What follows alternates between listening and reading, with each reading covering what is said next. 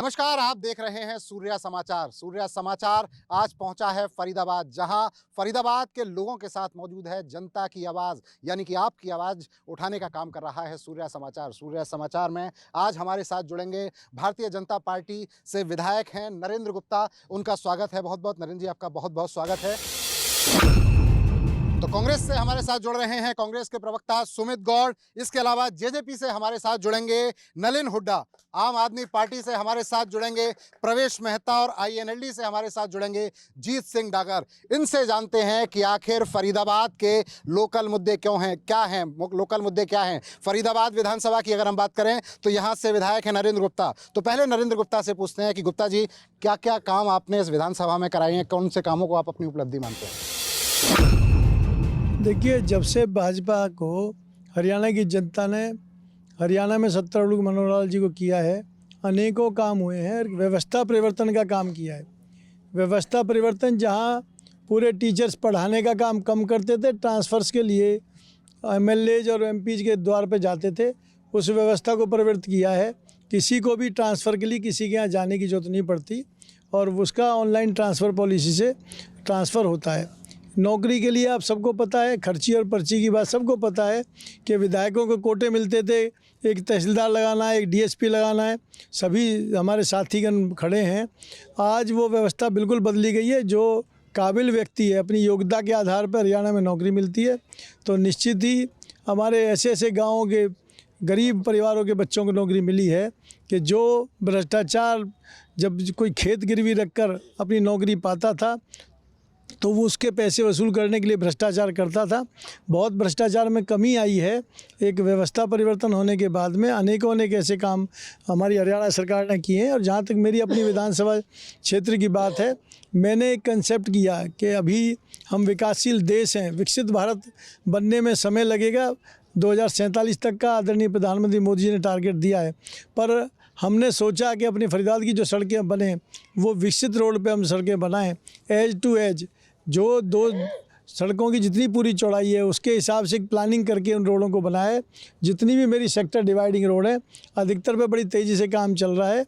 आप चाहे वो देखें, अम्बेडकर रोड जो ओल्ड फरीदाबाद की जाती है बन के तैयार है। उसके बाद में सेक्टर 16 और 15 की डिवाइडिंग रोड जो आगे चल के हमारी बाईपास तक सब रोडें मिलती हैं, उस पर भी अधिकतर काम पूरा हो चुका है। थोड़ा काम अभी इसमें बाकी है। उसके बाद कोर्ट रोड जो हमेशा से बहुत छोटी रोड थी, उसको भी चौड़ा करके हमने पूरा करने का काम किया है। उसके बाद चाहे वो वाईएमसी रोड हो, अब उसके वाईएमसी रोड पे भी अधिकतर काम हो चुका है। उसके बाद गुड़िया रोड, जो ये रोड है ईस्ट से वेस्ट की रोड है। अब हम नॉर्थ से साउथ की बात करेंगे तो मेट्रो हॉस्पिटल वाली रोड भी आपको देखा है बन के तैयार है। जिमखाना क्लब की रोड पे भी बहुत तेज़ी से काम चल रहा है। उधर 16, 17 और 15, 16, 14 और 15 दोनों पे बहुत तेज़ी से काम ने चालू कर दिया। जितनी सेक्टर डिवाइडिंग रोड है सभी को कंसेप्ट रखा है, सेंटर वर्ज बना के बीच में दोनों तरफ 7-7 मीटर आरएमसी की रोड बना रहे हैं। उसके बाद जो उसकी चौड़ीकरण के लिए हम फुटपाथ बना रहे हैं। साथ में ड्रेनेज का सिस्टम है, पानी भरने की समस्या नहीं होगी। उसके बाद हॉर्टिकल्चर के लिए और यूटिलिटीज़ की जगह छोड़ रहे हैं। और लास्ट में अगर जगह बचती है तो हम साइकिल ट्रैक भी बना रहे हैं। तो बहुत सारे काम गिनाते हुए नजर आ रहे हैं विधायक नरेंद्र गुप्ता। कांग्रेस से पूछ लेते हैं, आप बताइए जनाब। विधायक जी तो बहुत सारे काम गिना रहे हैं, कितने काम हुए फरीदाबाद विधानसभा में? दीपक जी, सबसे पहले तो मैं आपका सूर्य समाचार का धन्यवाद करूंगा अपने फरीदाबाद, ओल्ड फरीदाबाद 89 विधानसभा क्षेत्र की जनता की तरफ से, समस्त हरियाणा की जनता की तरफ से, कि आपने एक हमें प्लेटफॉर्म दिया, अपने फरीदाबाद की तड़पती बिलखती जनता की आवाज़ उठाने का मौका दिया। बीजेपी सरकार के लिए बड़े ही फ़ख्र की बात है, बीजेपी पार्टी के लिए बड़े ही फ़ख्र की बात है, बीजेपी के तमाम नेताओं के लिए, A to Z के लिए। आज फरीदाबाद प्रदूषण की लिस्ट में नंबर 1 के पायदान पे खड़ा है। वर्ल्ड में अगर हम बात करते हैं तो most polluted city of the town is Faridabad, वो हरियाणा से है। नंबर 2, बीजेपी द्वारा declared so called smart city आज सिटी ऑफ गार्बेज के नाम से मशहूर हो चुका है।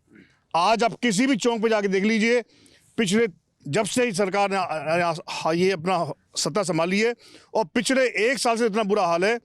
और आपके व्यूअर से भी कह रहा हूँ, यहाँ सब लोग कह रहे हैं कि बीजेपी, कांग्रेस, जेजेपी सब पार्टीज को असाइड कर दो। हमारे अगर हमने नेता बनना है, अगर हमने कार्यकर्ता बनना है, तो सबसे पहले हमारे लिए हमारे क्षेत्र की जनता आती है, घर परिवार आता है। तो चाहे अगर कांग्रेस पार्टी की भी सरकारी रही है, तब भी कोई कमी थी, तब भी मैंने आवाज़ उठाई और तब निराकरण हुआ करता था। तो आज सुनवाई भी नहीं है।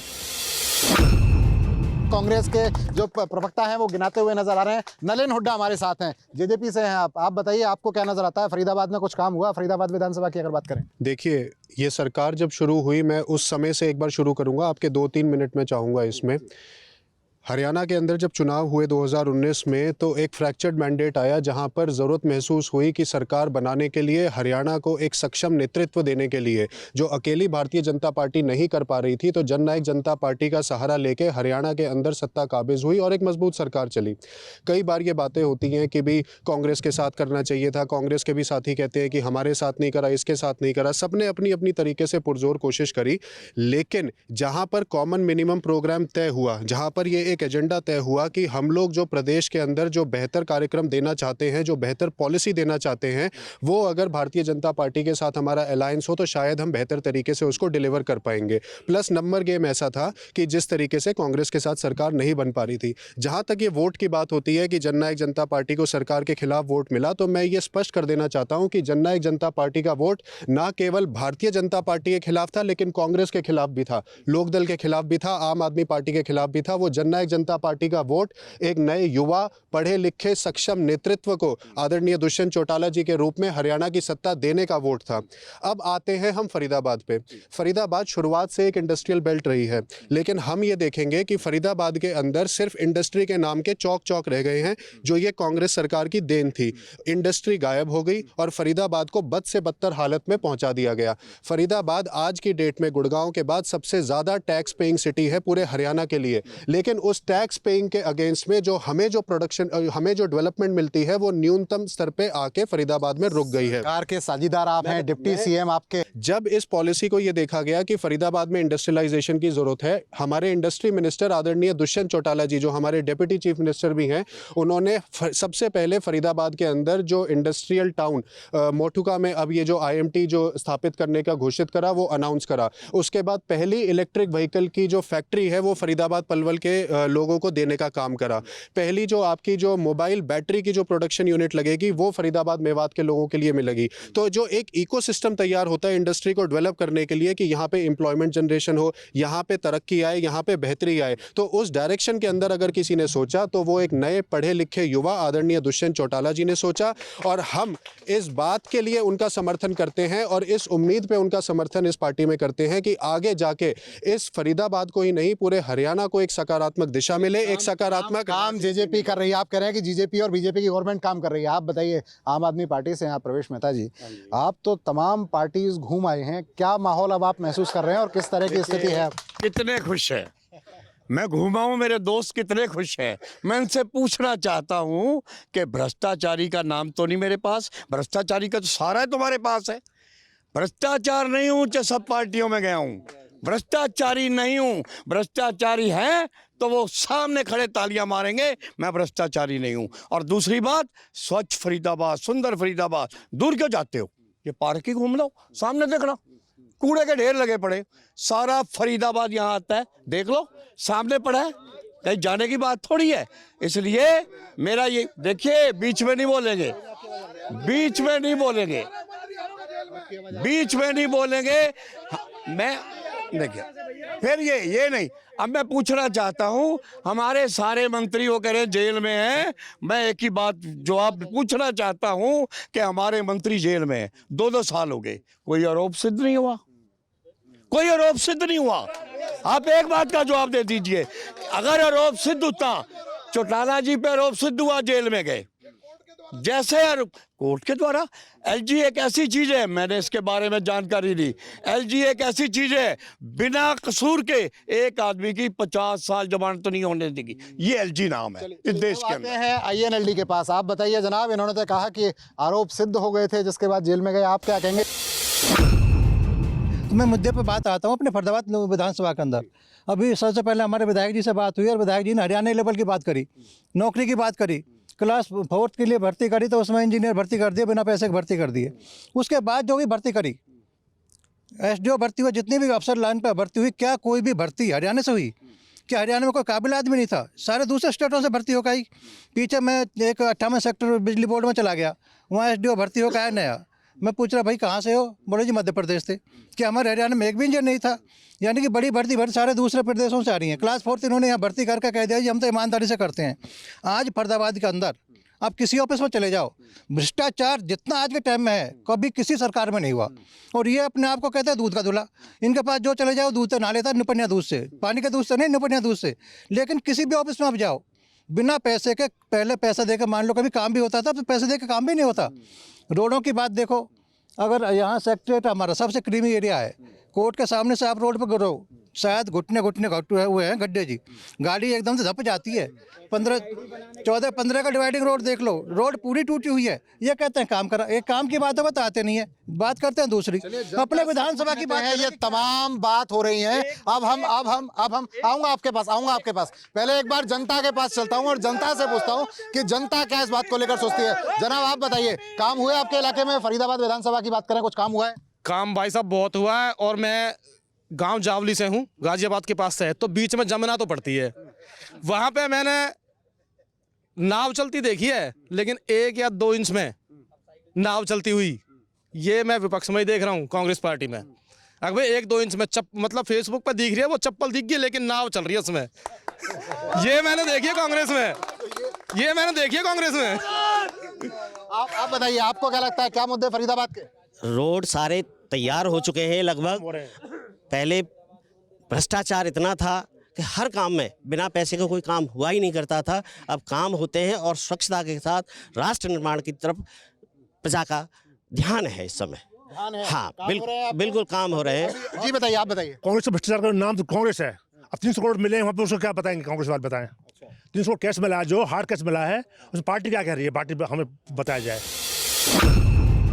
मैं कहना चाहता हूं कि इनका वाकई में दायित्व बनता है कि जनता की समस्याओं को जरूर उठाएं, पर जो वास्तविक समस्या उन्हें तो उठाते नहीं, समस्या को होती नहीं।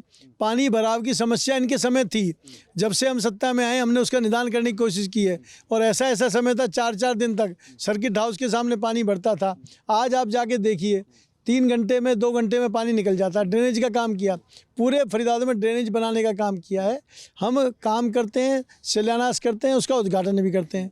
जितने हम काम बता रहे हैं वो हमने शुरू किए और उनको पूरा करने का काम कर रहे हैं। Multi level car parking, Faridabad, old Faridabad के बाज़ार में लोग जाते थे, पार्किंग की बहुत बड़ी समस्या थी, वो हमने बनानी शुरू की, करीब करीब बनने के लिए तैयार है।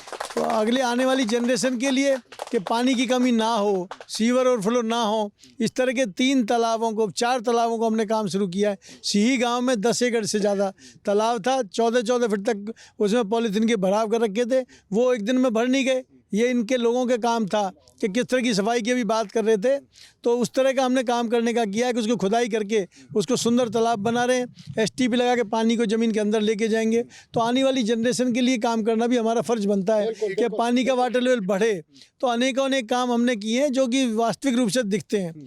मैं आपको बराही तालाब आप आते हैं, हमारे फरीदाबाद के लिए बहुत ही धार्मिक भी उसका मान्यता है, बराही के नाम से जाना जाता है, वहाँ पूजा होती है, उसको भी सौंदर्यकरण का काम चालू कर रहे हैं। वहाँ भी सुंदर तालाब बना के एसटीपी लगा के पानी भरने का काम करेंगे।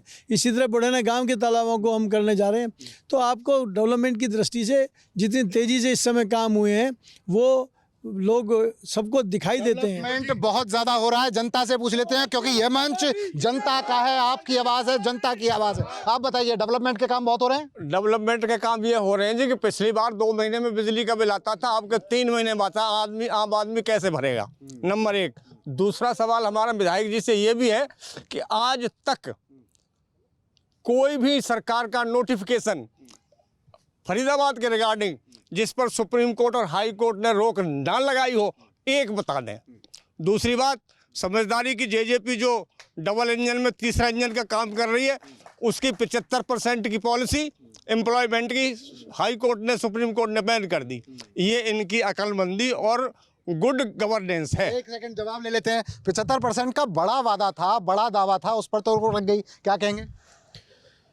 एक चीज़ होती है कि सरकार में जब आप आते हैं और जनता जब आपको सत्ता में बिठाती है और जब आप वादा करते हैं कि हम हरियाणा के मूल वासियों के लिए, हरियाणा में जो रेजिडेंट्स हैं उनके लिए अपनी स्टेट में 75% आरक्षण लेके आएंगे। ये हरियाणा में पहले नहीं हुआ, ये महाराष्ट्र में ऑलरेडी चल रहा है, शायद बाबूजी को जानकारी नहीं होगी।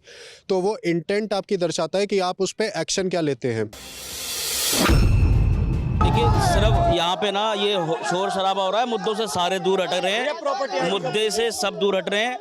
मुद्दे हमारे विधानसभा के, हमारे फरीदाबाद के जो मेन मुद्दे हैं, आज आप गलियों में जाके देखो, तारे सर को छूती हैं, तारों का कोई इलाज नहीं है। आप बिजली दफ्तर में चले जाओ, SDO जेई कोई सुन के राजी नहीं। आपको खंबे लगाने हो, खंबे नहीं लगेंगे। आपके जो है सीवर होल, मेन उसके सीवर होल खुले हों तो सीवर होल बंद नहीं होते, MCF में काम नहीं होता। ये बात सही है। आज कूड़े का ढेर आप जाके बाईपास पे देखो, कूड़ों के ढेर हटते नहीं है। आप बताइए, फरीदाबाद के मुद्दे बताइए, यहाँ का 89 विधानसभा का सबसे बड़ा मुद्दा, भाई ने कहा बिजली की तारें छूती, कॉलोनियों का बुरा हाल है। और सर, स्वच्छता अभियान की बात अगर करें ना, तो ये मथुरा रोड, इसके पार की 2 कॉलोनियां हैं जिनके पास में मंदिर है। ये बीजेपी वालों से कहना चाहता हूँ मैं कि अगर काम करना है ना तो वहीं पे बैठ के, सुबह जब मैं वहां से आता हूँ तो वहाँ पे बैठ के लोग खुले में सोच कर रहे होते हैं। मेरा सवाल, एक सेकंड, मेरा सवाल कांग्रेस और बीजेपी वाले दोनों से है, क्योंकि 10 साल कांग्रेस के विधायक रहे और 10 साल बीजेपी के विधायक रहे।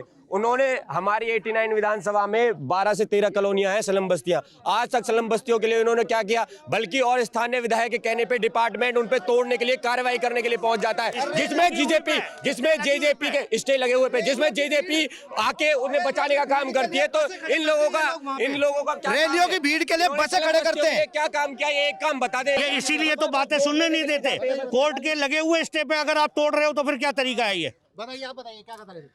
आपके इलाके के मुद्दे क्या है? मेरे इलाके के मुद्दे हैं कि मैं एक स्लम बस्ती में रहता हूं और बचपन से मैं रहता हूं, और पूरे फरीदाबाद में 64 स्लम बस्ती है। और अगर पार्टी को जिताने का काम करता है तो स्लम बस्ती के मजदूर लोग होते हैं।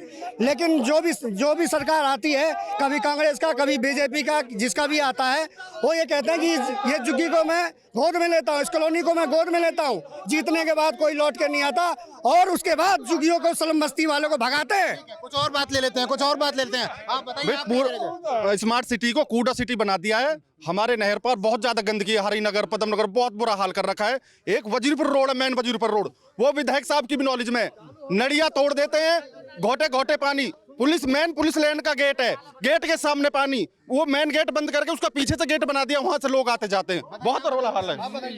जी, आपसे आप बताइए, अपनी बात बताइए। मैं 16 सेक्टर से हूँ। 16 सेक्टर में पानी बहुत भरा रहता था, लेकिन आज जो है बहुत बड़ी सीवर लाइन पड़ रही है। और अपना जो है मोती महल के सामने पहले बारिश में पानी इकट्ठा रहता था, कई दिन तक जाता नहीं था। अब वो है 2-3 घंटे रहता है, उसके बाद सारा साफ हो जाता है। झूठ नहीं है। 16 सेक्टर में किस देर रहता है? ये जितना काम अब हुआ है पहले कभी नहीं हुआ।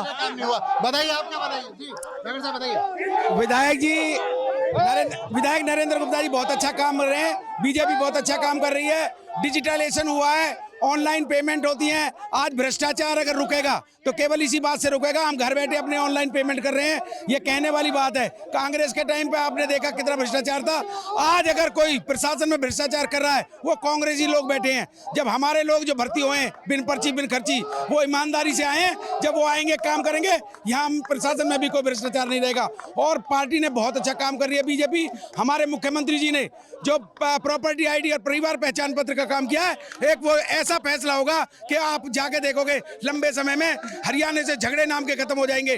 थाने तहसील वाले वेट करेंगे, कोई झगड़े वाला आए, कहीं तहसीलों में कोई झगड़ा नहीं होगा, कोर्ट में लोग नहीं होंगे। देखिए जी, अभी जो 3 राज्यों में हमारी भाजपा की जीत हुई है, मोदी जी हैं वो जीत की गारंटी है। और 3 राज्यों में हार के बाद इनका मानसिक संतुलन थोड़ा बिगड़ गया है, इसलिए ये शोर मचा रहे हैं, विकास की तरफ ध्यान नहीं दे रहे। इतना विकास हो गया, ये गड्ढे इन्होंने खोदे थे वो जो हमने भरे हैं। आज शहर गड्ढे, शहर के बिल्कुल भर गए। भर गए। हेलो, मैं south and east RWA sector 8 का जनरल सेक्रेटरी हूँ। 7 और 8 की डिवाइडिंग पे कूड़े का एक बहुत बड़ा ढेर लगा हुआ था और CSF वाल सूरदास पार्क के सामने भी एक कूड़े का ढेर होता था। उस कूड़े के ढेर के लिए मैं विधायक जी से मिला। 7-8 का डिवाइडिंग का इतना था कि कार के बंद शीशों में भी बदबू आती थी और 25 से 30 गोवंश खड़े रहते थे वहां पर मेन रोड पर। अभी वो स्थिति में कमिश्नर साहब से मिला जो दहिया जी से, विधायक जी से मिला, दोनों कूड़े के ढेर बंद हो गए। 350 लोगों का चालान कटवाया। हमें खुद भी जिम्मेदारी लेनी पड़ेगी, खुद भी बीच में उतर के काम कराना पड़ेगा। मैंने खड़े होकर बंद करवाए। तो खत्म करने के लिए हमें भी जिम्मेदारी लेनी पड़ेगी। आप बताइए क्या कहेंगे? भाई साहब, मैं नहर पार रहता हूँ भारत कॉलोनी में।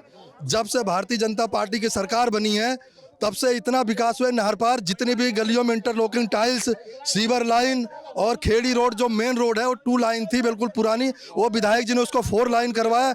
और जो ये बता रहे हैं अभी वजीरपुर रोड को इनको पता नहीं है, 16 करोड़ रुपए की लागत से उसको पूरा बनवा रहे हैं सीमेंटेड। अभी नालियां सारी बन के कम से कम 1 किलोमीटर तक तैयार हो चुकी है।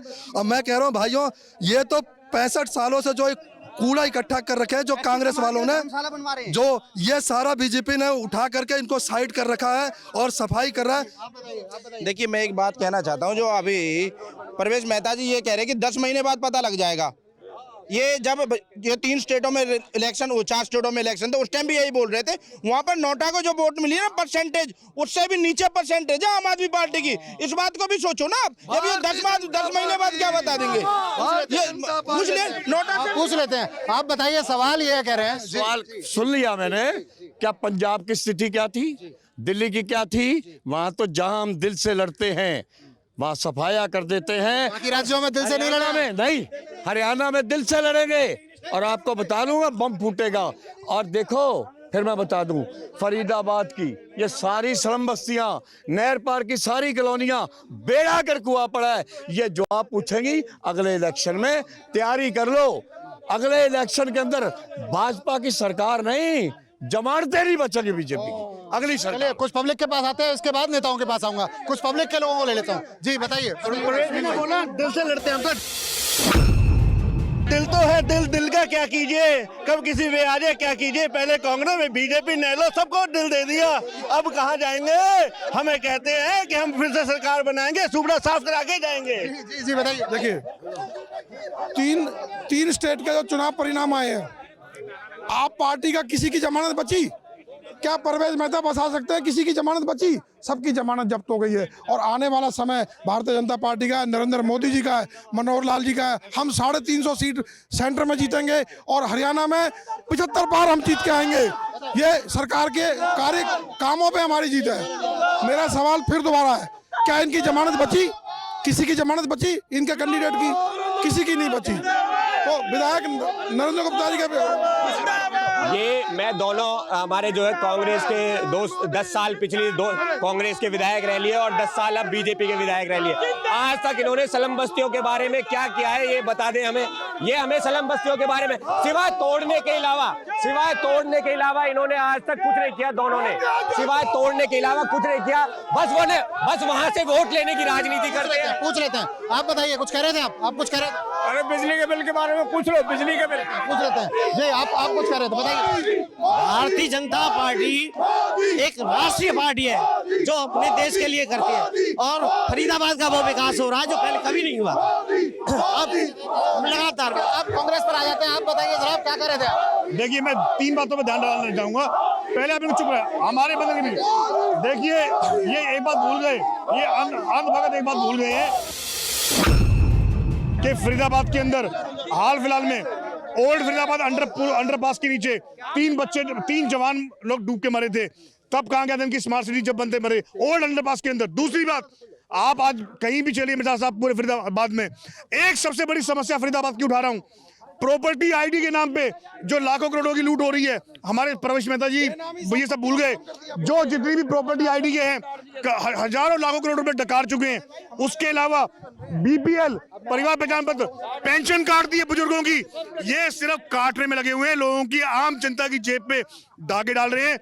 मुझे ये बताइए कि 3 सड़कें किनारे हैं। ये बताइए आपने बेरोजगारी के लिए क्या किया, आपने महंगाई के लिए क्या किया, आपने दलित को जो क्राइम हो रहे हैं, महिलाओं के ऊपर जो क्राइम हो रहे हैं, क्राइम रोकने के लिए आपने क्या किया।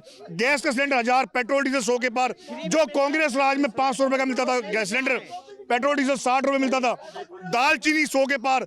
आज इस बीजेपी राज में आम जनता खुशी में केवल राम मंदिर और गौ माता के नाम पे हिंदू मुसलमान करके, जाट नॉन जाट करके ये वोट बटोरते हैं और राज लेते हैं। मैं कह रहा हूं, लेकिन आज इन्होंने एक ऐसी खाई खोद दी है आम आदमी के बीजेपी वालों ने कि आम आदमी बट के रह गया है। मैं अब अगला सवाल, अंतिम सवाल ले लेता हूं। आप मुझे बताइए कि जिस तरह के हालात आप बता रहे हैं, 2024 पास में क्या रहने वाला है 2024 में? 2024 में देश और प्रदेश में कांग्रेस पार्टी का परचम लहराएगा। और एक ही सवाल मेरा है माननीय विधायक नरेंद्र गुप्ता जी से कि हमारी फरीदाबाद स्मार्ट सिटी कब कूड़े से निजात देंगे, कब गड्ढों से, और बरसात का पानी पिछले साल, अभी इस साल भी भरा था, कब ये परमानेंट इलाज करेंगे। एक भी मदर यूनिट नहीं लाके दी बीजेपी सरकार ने।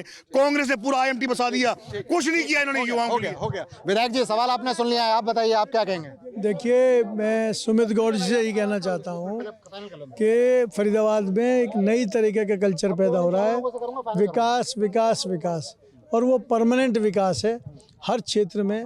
कभी हम सोच नहीं सकते थे कि फरीदाबाद से दिल्ली जाने के लिए 1.5 घंटे तक का समय लगता था। मैं जून 2024 में आपसे वादा करता हूं कि 15 से 20 मिनट में हम फरीदाबाद से दिल्ली पहुंचेंगे। इस तरह का रोड बनाने का काम कर रहे हैं। जयपुर जाने के लिए फरीदाबाद से 6 घंटे का समय लगता था, आज ही 2.25 घंटे में आप जयपुर पहुंचिए।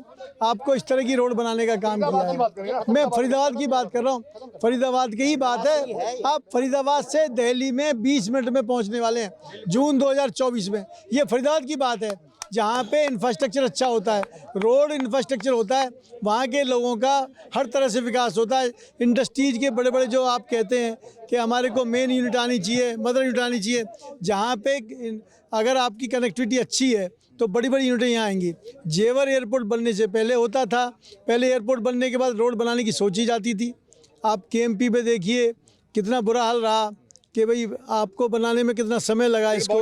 अभी मैं फरीदाबाद की बात कर रहा हूँ, कनेक्टिविटी को। मैं ये बात कहता हूँ आपसे कि जो गुड़गांव फरीदाबाद को पीछे छोड़ के नंबर 1 शहर हरियाणा का बना है, मैं विश्वास के साथ कह सकता हूँ कि आने वाले 5 साल के अंदर फरीदाबाद सबसे पहले नंबर 1 हरियाणा का शहर बनने वाला है। और जहाँ तक 3 रोड की बात कर रहे हैं, सुमित गौड़ ने अपने मुंह से माना है कि मेरे घर के सामने जो रोड बनी है और मेरे ऑफिस के सामने रोड बनी है वो आज तक की सबसे अच्छी रोड है। तो इस तरह के लिए तो विधायक जी एक अंतिम सवाल के साथ खत्म करते हैं। ये बताएं कि 2024 में क्या देखते हैं, जिस तरह के काम आप गिना रहे हैं 2024 में क्या? जिस तरह से अभी 3 राज्यों की जनता ने 5वीं बार मध्य प्रदेश में पुनः सत्ता में भेजा है पार्टी को, राजस्थान में सत्ता सौंपी है, छत्तीसगढ़ में सत्ता सौंपी है, उसी तरह से 2024 में पुनः भारी बहुमत से केंद्र में मोदी जी के नेतृत्व में सरकार बनने जा रही है और हरियाणा में माननीय मनोहर लाल जी के नेतृत्व में तिवारा सरकार बनेगी। आप दोबारा हम आपके बीच में जून 2024 इसी टाउन पार्क में बैठ 2024 में क्या देख रहे हैं? Final comment. बात 2024 की, 2019 की या किसी चुनाव की नहीं है। बात है कि फरीदाबाद के हालातों को हम सब मिलके किस तरीके से बेहतर कर सकते हैं। आज मैं जब पैदा हुआ था सेक्टर 11 में, मेरे दादा RWA के प्रधान होते थे। तब से लेके आज तक सिर्फ इन्हीं मुद्दों को युवा सुनते हुए आ रहे हैं। सड़क, पानी, बिजली, सड़क, पानी, बिजली, सीवर कहाँ है, सड़क कहाँ है, सीवर कहाँ है, सड़क कहाँ है। मेरे फादर की जनरेशन गई, मेरी जनरेशन गई, और आज अगर हम लोग नारे तो किसी के लगा लो, कोई BJP के लगा लो, कोई JJP के लगा लो, कोई कांग्रेस के लगा लो, लेकिन हम सब लोगों का ये दायित्व और जिम्मेदारी है, अगर हम अपने आप को फरीदाबाद में पॉलिटिशियन, लीडर, मास लीडर जो भी बोलते हो, तो ये हम सब लोगों का दायित्व है कि हम सब लोग साथ में बैठ के यहाँ पर अपने शहर की खूबसूरती के लिए, अपने शहर की डेवलपमेंट के लिए काम करें। लेकिन इस तरीके से ये एक दूसरे पे कीचड़ उछालना, एक दूसरे पे नारेबाजी करना, ये कोई प्रोग्रेसिव वो डेवलपमेंट नहीं होती। आप बताइए, आप किस तरीके से देखते हैं मिशन 2024 जो 24 आ गया पास में, अब आप क्या देखते हैं 2024 में क्या रहने वाला है? मैं तो पंजाब की तरह बम फूटेगा। बम फूटेगा और मैं आपको बता रहा हूँ पंजाब की तरह। देखिए बात सुनिए, आपने करी, मैंने, अरे इनसे पूछिए जब से फरीदाबाद रोड बना है कोई बस अड्डा है? पूछिए इनसे, कोई बस अड्डा है? पानी कोई हॉस्पिटल है क्या? ये आप बताइए 2024 में क्या रहेगा? मैं 2024 से पहले मैं विधायक जी की एक बात पे कहना चाह रहा था, इंडस्ट्री की बात कर रहे थे। हमारे यहाँ बाटा चौक बाटा मेट्रो स्टेशन, बाटा रेलवे स्टेशन बाटा कंपनी के नाम से था। आज इनसे पूछो बाटा कंपनी कहाँ गई? आज वो बाटा कंपनी कहाँ गई? यामा मोटर्स यहाँ पे प्लांट था, वो बाटा कहाँ गया? जेसीबी हमारे यहाँ जेसीबी कंपनी थी, वो कहाँ गई? इंडस्ट्री को इन्होंने ऐसे कर दिया गधा का सिर्फ सिंह। तो आपकी आवाज में अब वक्त है विराम का। अगले दिन फिर मिलेंगे किसी दूसरे शहर में और बात करेंगे आपके मुद्दों की, जनता की बात की। आपकी आवाज को फिर उठाएगा सूर्य समाचार।